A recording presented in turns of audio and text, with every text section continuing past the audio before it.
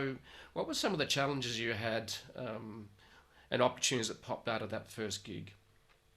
Yeah, absolutely. So it was really fascinating. I think one of the keys to my success with that first experience that has shaped a lot of what I've done throughout my entire entrepreneurial journey is because of the nature of the work that I was doing, I got to personally meet almost every single person in that business. And I was helping, it was a company that was growing by acquisition. And so we were moving from one location to another, and I was planning the entire move. So everybody wanted to know me because everybody wanted to make sure that their move went well. They didn't have any downtime, and everything was good. So I built all of these relationships with these people. And it ended up being, I was with this company for, I think, about 7 years. I moved on amongst a lot of different groups and areas, but I was with them for so long. And I think so much of that was because of the relationships that I built. And I started in a place of service and wanting to help people and make sure that they were very successful. And in turn, they came to me with a lot of other opportunities, which was why I was with them for so long, because they kept saying, "Oh, you're done here. This is great, but we'd love to have you come help us over here." Hmm. And so I ended up with this really long engagement. And in parallel, I did use my fine art degree and I went and I launched a jewelry business. And what was really fascinating, and this is where some of my challenges and biggest lessons learned have come in, is I did not apply in my jewelry business what I was doing with my corporate consulting clients. And I could kick myself now looking back for doing that. But at the time, I just was like, I put the artist hat on and said, I'm making a physical product. It has nothing to do with what I do with these big technology companies.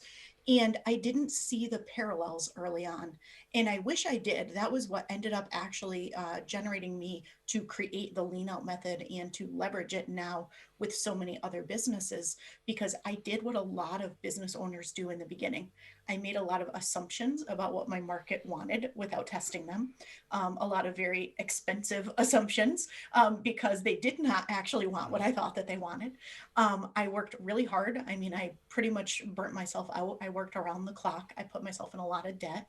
I Hmm. made just a lot of classic new business mistakes that were amplified by the fact that I had a product business. So, because it was a lot of inventory, Yeah. the expenses were very high and the risk was very high associated with it.